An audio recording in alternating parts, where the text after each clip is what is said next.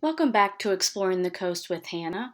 On this week's episode, we're going to be looking at Dr. John Pearse, the legacy of the world-renowned marine invertebrate ecologist. While most of my videos revolve around talking about coastal marine ecosystems, their functions, species that live there, and how we are linked to them, today I would like to talk about one individual who spent his life studying these ecosystems and providing much of the knowledge that I present in these videos. His name was Dr. John Pearse.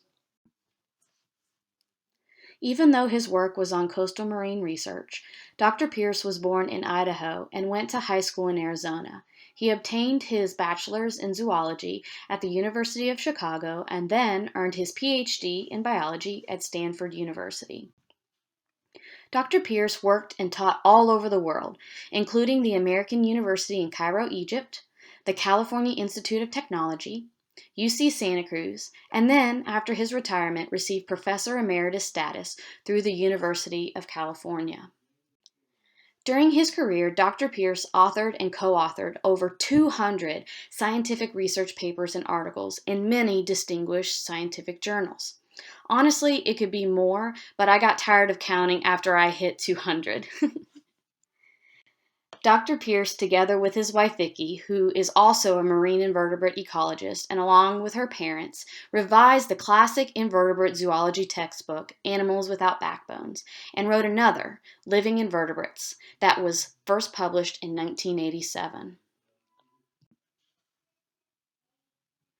His research spans all over the world, including the Gulf of Suez, the Red Sea, the tropical Indo-Pacific, Antarctica, and, of course, California.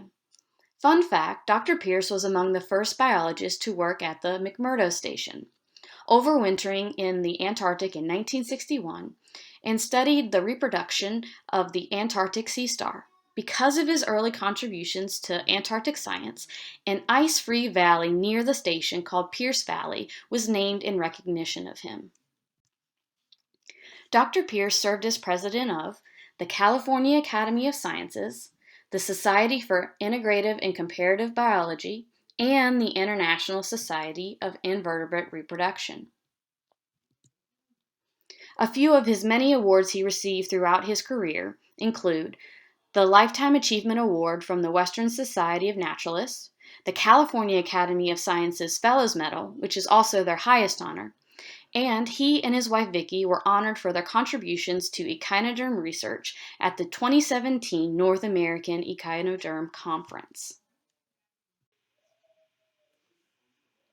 After Dr. Pearse retired in 1994, he continued to teach and conduct research as a professor emeritus, where he took undergraduate students out to the rocky Intertidal to help him collect data.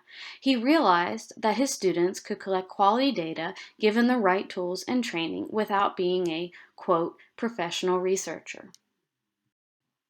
Then in 2000, he got the idea to create an educational program for high school students to collect rocky intertidal data along the California coast. Eventually, the program grew to become a statewide community science program, which we know now to be the Long-Term Monitoring Program and Experiential Training for Students, which we like to call the LiMPETS program.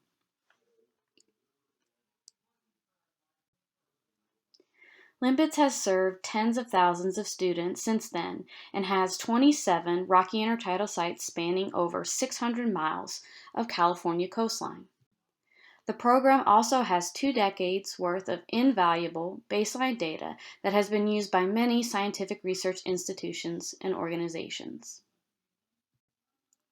Here's a quote from John about the LiMPETS program. This is one of the best things I could ever do to enhance science education and conservation of our spectacular coastline. Working with teachers and their students is a wonderful and fulfilling experience. We all want to leave our mark on this world before we go, and Dr. Pearse certainly did that. Through his research, teachings, mentoring, the founding of the LiMPETS program, and the countless other things he contributed to, Dr. Pearse left an impression on everyone he met. He always looked at things with an open and curious mind and always encouraged others to do the same. Being a scientist wasn't just a job for him. It was his passion.